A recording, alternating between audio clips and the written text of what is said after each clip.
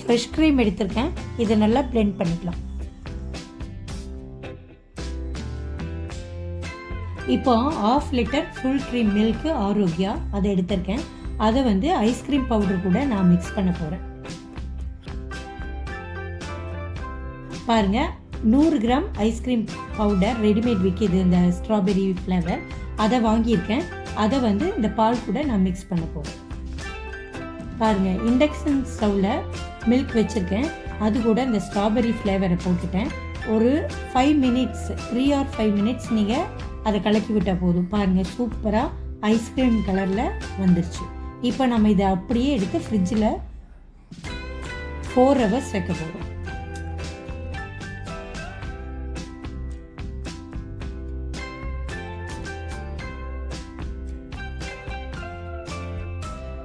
இங்கே 4 hours கழித்து எடுத்தால் ஐஸ்கிரீம் கலரை இந்த மாதிரி இருக்குது. நீங்கள் ஃப்ரீசரில் வைங்க. இப்போ நான் அது பிளெண்டர் வச்சு நல்லா அடிச்சுக்க போகிறேன். பாருங்கள், அடிச்சு விட்டுக்கலாம்.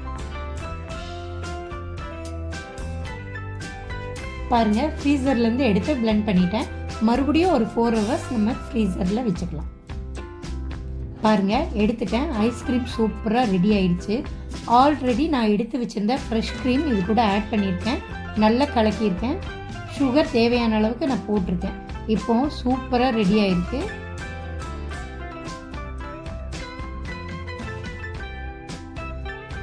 மறுபடியும் பிளெண்டர் வச்சு பிளெண்ட் பண்ணிக்கலாம். நீங்கள் நல்லா பிளெண்ட் பண்ணிவிட்டு ஒரு 5 hours ஃப்ரீசரில் வச்சு எடுங்க.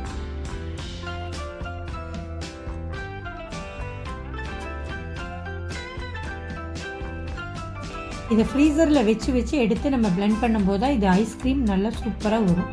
அது 2 times பண்ணும்போதே நம்மளுக்கு ஐஸ்கிரீம் ரெடி ஆகிடும்.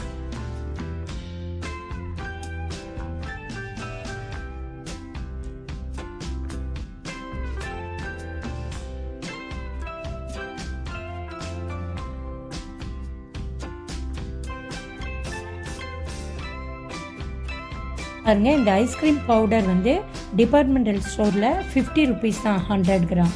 ஸோ நீங்கள் வாங்கி ஈஸியாக பண்ணிடலாம். இதில் பிளெண்ட் பண்ணுறது தான் மெயினான விஷயமே. அது பண்ணாமல் வச்சிங்கன்னா கண்டிப்பாக ஐஸ்கிரீம் ஆகாது. எங்களுக்கு சூப்பராக ஆயிடுச்சு. நாங்கள் சாக்லேட் ஃப்ளேவர், ஸ்ட்ராபெரி ஃப்ளேவர் எல்லாமே பண்ணி பார்த்தோம். அருமையாக வந்திருக்கு. கடையில் வாங்குகிற மாதிரியே இருக்குது. இது கூட நீங்கள் மேலே டூட்டி ஃப்ரூட்டி பிடிச்ச நட்ஸ் எல்லாமே போட்டு கூட சர்வ் பண்ணி குட்டீஸ் கொடுக்கலாம்.